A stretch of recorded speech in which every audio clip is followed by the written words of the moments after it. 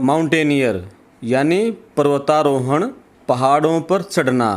पहाड़ों पर चढ़ना कितना जोखिम भरा है, कहाँ कहाँ इसकी ट्रेनिंग होती है, क्या करियर के भी इसमें ऑप्शंस हैं, इस बारे में विस्तार से बातचीत करेंगे। मेरे साथ हैं पर्वतारोहण की ट्रेनिंग देने वाली और पर्वतारोहण पर चढ़ने की रुचि रखने वाली, कई बार इस तरह की ट्रेनिंग ले चुकी हैं और पर्वतारोहण कर चुकी हैं, शुभ्रा मलिक है।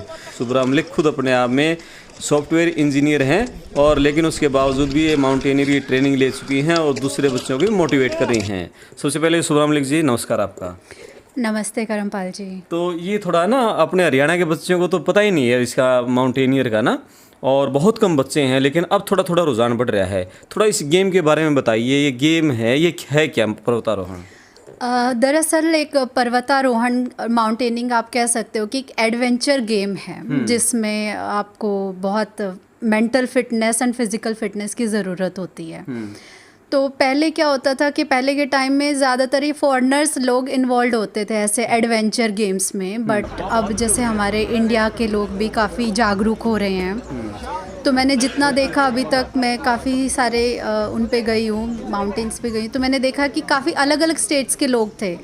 हरियाणा के लोगों का रुझान मैंने थोड़ा सा कम देखा था अभी तक। तो अभी जैसे अब मैं एक ग्रुप के साथ अभी मैं लेटेस्ट गई हूँ, तो वहाँ पे अपने हरियाणा के काफ़ी सारे यंग बच्चे थे, कॉलेज ग्रेजुएट्स थे। तो लगा कि ये इन्फॉर्मेशन लोगों से शेयर होनी चाहिए। माउंटेनिंग क्या है, इसके फ़ायदे नुकसान क्या हैं, आगे इसमें क्या करियर स्कोप है कि नहीं है। तो मुझे लगा कि लोगों तक जाना चाहिए। थोड़ा बताइए फिर आप विस्तार से इस तरह, और कहाँ कहाँ इसकी ट्रेनिंग है, सब कुछ हाँ बताओ जी। आप। हाँ जी, तो पहले मैं बताती हूँ माउंटेनिंग है क्या। तो जैसे जब हम पहाड़ों पे चढ़ते हैं तो उसको पर्वतारोहण का नाम दिया जाता है। अब पहाड़ों पे क्यों चढ़ते हैं लोग, तो लॉजिकली देखा जाए तो कोई सेंस नहीं है, लेकिन पहाड़ों पे चढ़ने का मेन मकसद है कि आप अपने आप को चैलेंज कर रहे हो एक तरीके से। हम कोई भी स्पोर्ट्स खेलते हैं, माउंटेनिंग हो गया, कबड्डी हो गया, खो खो हो गया, क्रिकेट हो गया, हम अपनी थ्रेशोल्ड को एक लेवल पे टेस्ट करते हैं। तो ज़्यादातर लोग माउंटेन्स पे जाने वाले वो होते हैं जो एडवेंचर सीकर होते हैं, भाई कुछ करना है अपनी ज़िंदगी में, कुछ बड़ा करना है। तो वो लोग मैंने देखे हैं जनरली। अभी इसको एज अ स्पोर्ट भी मान्यता दी गई है कि एडवेंचर स्पोर्ट है।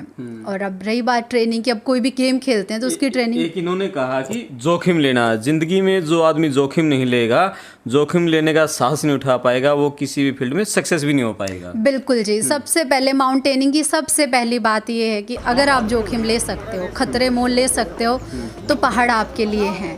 और पहाड़ मजाक नहीं है, लोगों की जानें जाती हैं और आपको ज़िंदगी में कुछ बहुत सारी चीज़ें सिखाई भी जाती है, माउंटेन आपको सिखाते हैं। तो जोखिम भरा तो काम पक्का है, और मतलब लाइफ डेंजर में रहती है, हमेशा रहती है, क्योंकि जब हम पहाड़ों पे होते हैं, बर्फ़ बहुत तरह की होती है, कोई सॉलिड बर्फ़ होती है, कोई पाउडर्ड बर्फ़ होती है, तो कैरावास होती हैं जहाँ पे पानी से पिघल के नलियाँ निकल रही है, आप उसमें गए तो आप पता नहीं कहाँ मिलोगे। फ्रीजिंग टेम्परेचर होता है जनरली, सब ज़ीरो होता है, -5 -10 ऐसा टेम्परेचर होता है, जहाँ बहुत सारे कपड़े भी पहनने पड़ते हैं। और एक अनकंफर्टेबल सी सिचुएशन होती है, मतलब बहुत कोई प्लीजेंट सी नहीं है कि आप पहाड़ में मनाली जा रहे हो घूम के आगे, ऐसा कुछ नहीं है सर। आपको एक्चुअली बहुत फिजिकली एफर्ट करनी पड़ती है, और उससे ज़्यादा आपको मेंटली आपको स्ट्रॉन्ग होना पड़ता है पहाड़ों पे जाने के लिए। और इसकी ट्रेनिंग्स दी जाती हैं, मतलब जैसे हमारे यहाँ पे इंडिया में काफ़ी अच्छे इंस्टीट्यूट है जहाँ कहाँ थोड़ा। हाँ जी। जैसे एक तो है निम उत्तरकाशी में, जो टॉप का वर्ल्ड का टॉप इंस्टीट्यूट है माउंटेनिंग के लिए। और उसके बाद उसके बाद आता है हमारा HMI दार्जिलिंग।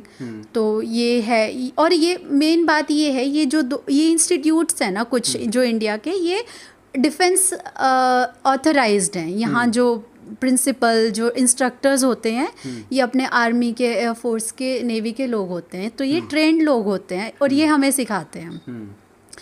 तो आप कोई भी जाओ, किसी भी गेम में जाओ, तो आपको स्किल सेट की ज़रूरत होती है। तो ये ट्रेनिंग्स आपको दी जाती हैं। जैसे कुछ एक हो गया, ये हमारा निम बता दिया, HMI हो गया, दूसरा अविमास मनाली में है, और यहाँ अरुणाचल प्रदेश में भी है, एक है उनका, उसका भी मुझे नाम याद नहीं है। तो मतलब हमारे 5-6 अच्छे इंस्टीट्यूट्स हैं जो आपको प्रॉपर ट्रेनिंग देते हैं। कितने लेवल की ट्रेनिंग होती है, कितने कितने दिन की ट्रेनिंग होती है? हाँ जी, तो बेसिकली इसमें देखा जाए तो 4 लेवल्स होते हैं। पहला होता है हमारा बेसिक, जो कि 28 दिन का होता है, बेसिक माउंटेनिंग कोर्स BMC। उसमें क्या सिखाते हैं? हाँ जी, तो उसमें आपको बेसिक छोटी छोटी चीज़ें सिखाई जाती हैं। जैसे जब हम पहाड़ों पे चढ़ते हैं तो हमें रस्सियाँ चाहिए होती है, तो उन रस्सियों को कैसे यूज़ करें, उनकी गांठें कैसे बनाएं। फिर आपको स्नो बूट्स दिए जाते हैं, और उनके अंदर क्रैम्पॉन्स होते हैं, नुकीले जूते जिनके आगे स्पाइक्स होती हैं चारों तरफ, कि आप बर्फ़ में चलो तो आपको पकड़ कैसे बनानी है, उनसे चलना कैसे है।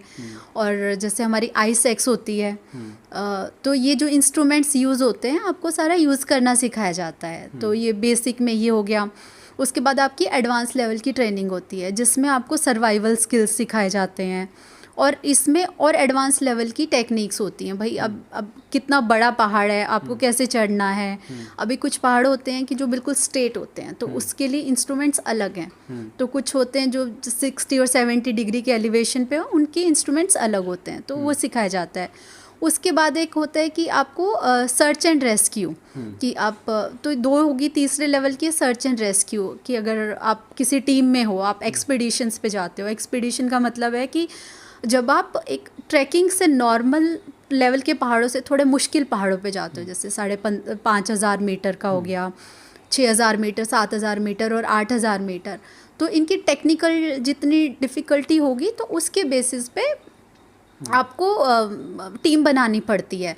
अभी टीम में अगर कोई फंस गया कहीं पे, तो उसको बचा के भी लाना है। तो मतलब ऐसे तो पहाड़ से वापस लेके आना है। हाँ जी, बिल्कुल होता है, क्योंकि अभी एवलांचे आ गया तो कोई लोग फंस गए हैं उसमें, तो ऐसी टीम होती है जो इन सब से, जिनको ट्रेनिंग इतनी अच्छी होती है कि उनको बचा के ले आए, खुद भी जाएं, बचा के लेके भी आए, क्योंकि जान तो जान है ना, उसकी जिम्मेदारी तो है, चाहे कोई भी खेल हो। कितना मुश्किल भरा काम है। पहाड़ पे एक आदमी का ही चढ़ना मुश्किल है, उतरना मुश्किल होता है, लेकिन कोई बीमार हो जाए, कोई चोटिल हो जाए और उसको साथ में लेके आना, आप समझ सकते हैं कितना जोखिम भरा है। बिल्कुल है जी, बहुत जोखिम भरा ये काम है। तो इसकी ये तीन बेसिक ट्रेनिंग्स होती हैं जो कि आपको अच्छा माउंटेनियर बनना है तो आपको सीखनी चाहिए, ये अपनी लाइफ स्किल्स के लिए, अपने आप के लिए। कुछ युवा जिनको अभी सुनते सुनते ये लग रहा होगा हम सीखेंगे, लेकिन उनके मन में ये चल रहा होगा कि फीस कितनी है इनकी, थोड़ा यही बताइए, कितना महंगा स्पोर्ट्स है ये?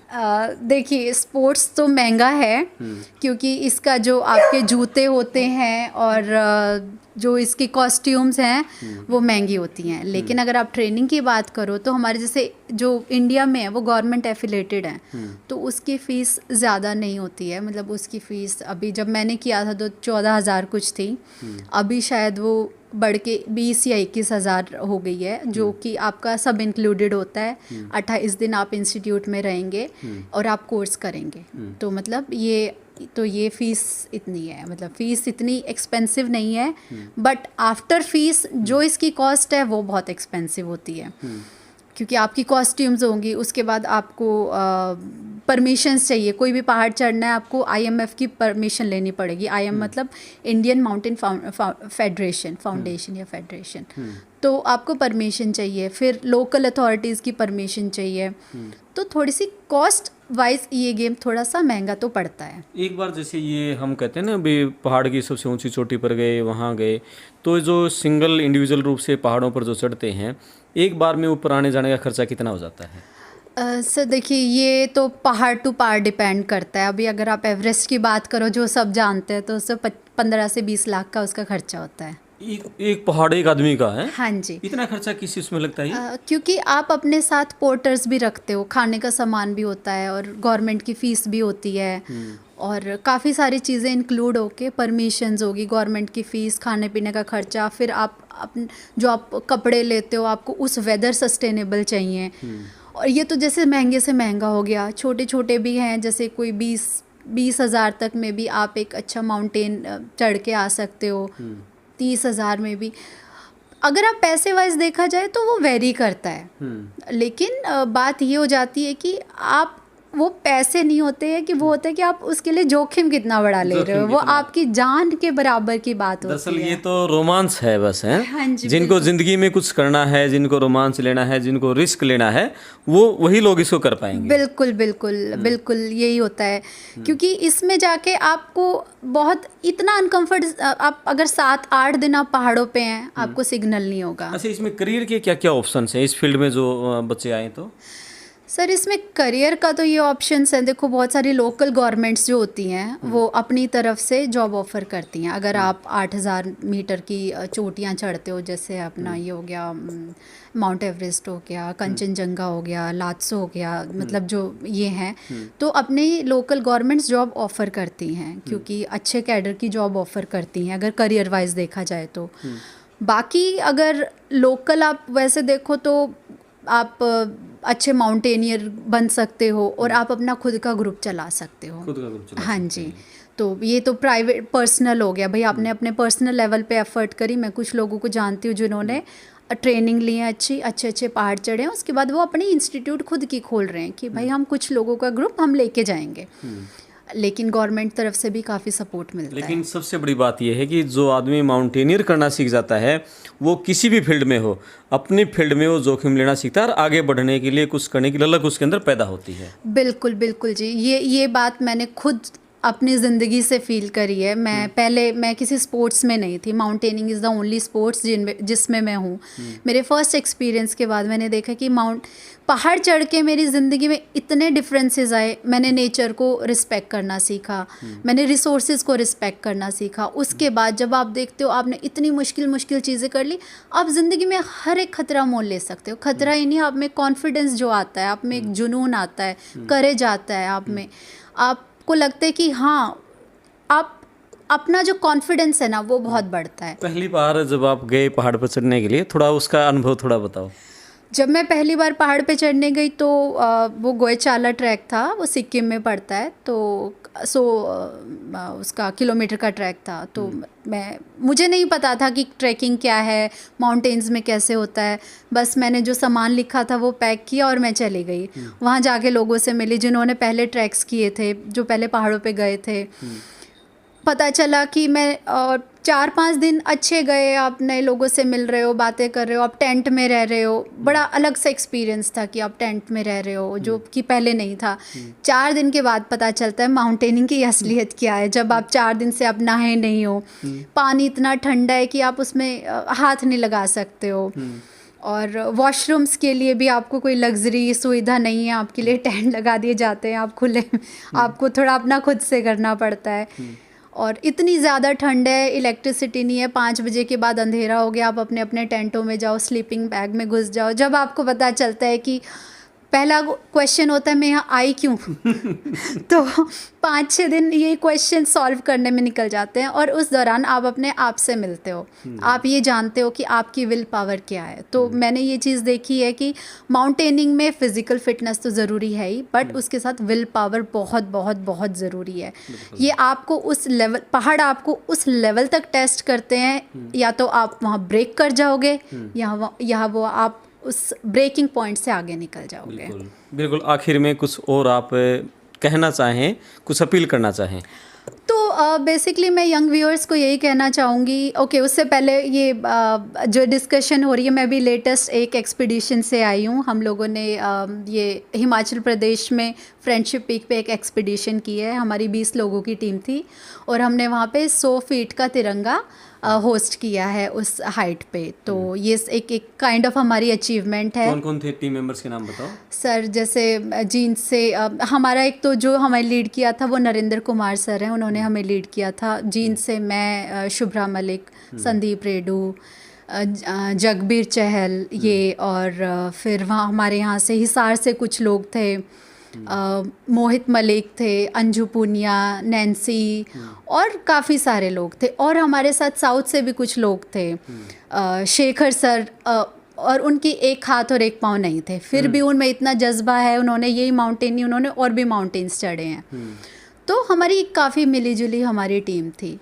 और यंग व्यूअर्स के लिए ये है, अवेयर रहें कि पहाड़ एक एडवेंचर स्पोर्ट ज़रूर है, बट थ्रिलिंग है लेकिन जोखिम भरा काम है, और ये आपको ज़िंदगी में बहुत कुछ सिखाता है। और यंग जो एडवेंचर सीकर्स हैं, तैयारी करो, पहाड़ों पे जाओ, रिस्पॉन्सिबल रहो। तो ये मैं यंग व्यूअर्स को कहना चाहूँगी। हाँ, बट प्रॉपर फिटनेस ज़रूरी है, और पहाड़ों का एक नियम है, समय के साथ चलो। तो पहाड़ों का सबसे बड़ा नियम है, अगर आप समय को पालन करोगे तो पहाड़ आपको रिस्पेक्ट करेंगे। दूसरी बात, पहाड़ों को रिस्पेक्ट दो, वो आपको रिस्पेक्ट देंगे, वो आपको चढ़ने देंगे। बहुत अच्छी बातचीत रही और बहुत ही शानदार बातचीत रही। बहुत कुछ आप पहाड़ों से सीख सकते हैं, ज़िंदगी को जीना सीख सकते हैं, अनुशासन सीख सकते हैं, समय का पालन करना सीख सकते हैं, ज़िंदगी में जोखिम उठाना सीख सकते हैं, ज़िंदगी को जीना सीख सकते हैं। बहुत अच्छी बातचीत। और शुभ्रा मलिक, आपका बहुत बहुत धन्यवाद। थैंक यू, नमस्कार। थैंक यू सर, नमस्ते। Thank you.